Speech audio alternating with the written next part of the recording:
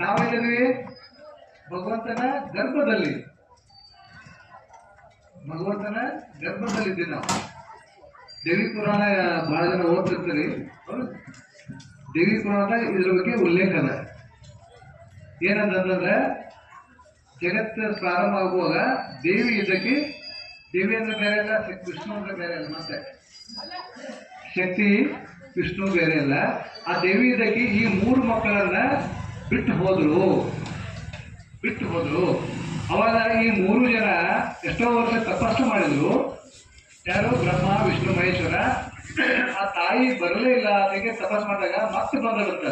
ಹೆಂಗ್ ಬಂದಂತಾರ? ಆಕಿನ ವಿಷ್ಣು ಮತ್ತ ಇದಾಗ 3 ಮಂದಿ ಅಲ್ಲ, ಇದಾಗ ವಿಷ್ಣುವಿನ ಶಕ್ತಿ.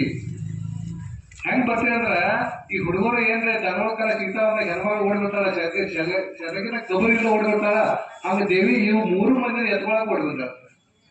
ಬಂದ ಬಳಿಕ ಈ 3 ಮಂದಿ ಒಂದೊಂದು ಕೆಲಸ ಕೊಡ್ಲು. ಏನು? ಸೃಷ್ಟಿ, ಸ್ಥಿತಿ, ಲಯ 3 ಜನ ಕೊಡ್ಲು.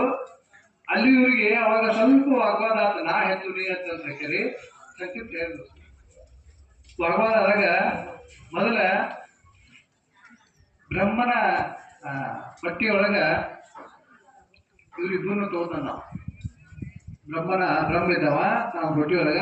ಮತ್ತು ಶ್ರೀಮನ್ನಾರಾಯಣ ಮತ್ತು ಪರಮೇಶ್ವರನ ನುಂಗಿದಾಗ ಎಲ್ಲಾ ಕಾಗದ ಇಲ್ಲೇನೋ ಹೊರಗೆ ನೋಡ್ತಿಲ್ಲ. ಬ್ರಹ್ಮಾಂಡ, ಭೂಮಿ, ಗ್ರಹಗಳು ಎಲ್ಲಾನು ಅವ್ರ ಹೊಟ್ಟೆ ಆಗಿತ್ತು. ಅದೆಲ್ಲ ನೋಡಿ ಇಬ್ರು ಹೊರಗೆ ಬಂದ್ರು. ಆ ನಂತರ ಬ್ರಹ್ಮ ಇದ್ದವ ವಿಷ್ಣು ಹೊಟ್ಟೆಗೆ ಹೋದ. ಹೊರಗೆ ದಾರಿ ಸಿಗದಕ್ಕ ಅವ್ರ ಹೊಕ್ಕಳದಿಂದ ಹೊರಗೆ ಬಂದ. ಅದಕ್ಕ ಕಮಲಜ ಅಂತಾರ. ಕಮಲದಲ್ಲಿ ಹುಟ್ಟಿದವ. ಅದಕ್ಕ ನಾರಾಯಣನಿಗೆ ಬ್ರಹ್ಮ ಮಗ ಅಂತ ಅರ್ಥ. ಹೌದಾ? ಇಲ್ಲಿ ನಾ ಹೇಳುತ್ತ ತಾತ್ಪರ್ಯ ಏನಂದ್ರೆ, ನಾವು ಭಗವಂತನ ಗರ್ಭದಲ್ಲಿದ್ದೀವಿ, ಭಗವಂತನ ಸಂಸಾರದ ಒಳಗದೀವಿ, ಭಗವಂತನ ಪ್ರಪಂಚದ ಒಳಗದೀವಿ ನಾವು. ಆದ್ರೆ ಮರ್ತೀವಿ. ನಾವ್ ಬೇರೆ ಏನ್ರಿ? ಆ ಮೀನ ಸಾಗರದ ಒಳಗೆ ಐತಿಲ್ಲ ಅದ. ಅದನ್ನ ಕಲ್ಪಾಗ ಒಮ್ಮಿಗೆ ಬರ್ತೈತ. ನೀರ್ ಐತಿ ಕಾಣ್ತೈತೆ ನಮ್ಗ. ನೀರೊಳಗೆ ಮೀನ್ ಐತಿ. ಮೀನು ಬೇರೆ ಅಲ್ಲ, ಆ ಸಾಗರ ಬೇರೆ ಅಲ್ಲ. ನಾವು ಅಷ್ಟ. ಈ ಪ್ರಪಂಚ ಏನದ ಇದು ಅಖಿಲಾಂಡ ಕೋಟಿ ಬ್ರಹ್ಮಾಂಡ ನಾಯಕ, ಎಲ್ಲರೂ ತನ್ನ ಗರ್ಭದಲ್ಲಿ ಧರಿಸಂತ ಭಗವಂತವ. ಆದ್ರೆ ಅವನು ಒಂದು ಅಂಶ ನಮ್ಮ ಒಳಗದ. ನಾವು ಅವನ ಸಂಸಾರದಲ್ಲಿ. ಇದನ್ನ ವೈಜ್ಞಾನಿಕವಾಗಿ ಹೇಳ್ಬೇಕಂದ್ರೆ ಅವ ಪರಮಾತ್ಮ.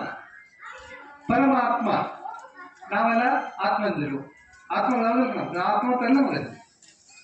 ನಮಗೆಲ್ಲ ಆತ್ಮ ಅಂತಾರೆ ಮನುಷ್ಯರಿಗೆ. ಸ್ವಲ್ಪ ಏನು ಕೆಟ್ಟ ಕೆಲಸ ಮಾಡಿಕೆ ಲಘು ಸಾತ್ವಿ ಅಂದ್ರೆ, ಆಕ್ಸಿಡೆಂಟ್ ಆಗಿ ವಿಷಾದ ಸಾತ್ವಿ ಅಂದ್ರೆ ಭೂತಾತ್ಮ ಅಂತ ಹೇಳ್ತಾರೆ. ಭೂತಾತ್ಮ ಅಂತ ಆತ್ಮ ಅಲ್ಲಿ ಕೆಟ್ಟ ಕೆಲಸ ಮಾಡಕ್ ಹೋಗ್ತತಿ. ಮಾಡಬಾರ್ದನ್ನ ಮಾಡಿ ಭಗವಂತ ಕರೆದ ಯಾರು ಹೋಗಂಗಿಲ್ಲ. ಕರೆದಪ್ಪ ಅಂದ್ರೆ ನಿಲ್ಲಂಗ. ಕಡ್ಲ ಹೋದ್ರಪ್ಪ ಅಂದ್ರೆ ಆತ್ಮ ಪ್ರೇತಾತ್ಮ ಆಗ್ಬೇಕಾಗ್ತದ. ಅವನ್ ಕರೆ ಬರೋ ತನಕ ಹಂಡ್ರಾಡ್ಗೆ ಹೋಗ್ಬೇಕಾಗ್ತದ ಅರ್ಥದ. ಒಂದು ಇಲ್ಲಿ ಪರಮಾತ್ಮ, ಪರಂ ಆತ್ಮ ಅಂತಂದ್ರೆ ದೊಡ್ಡದು.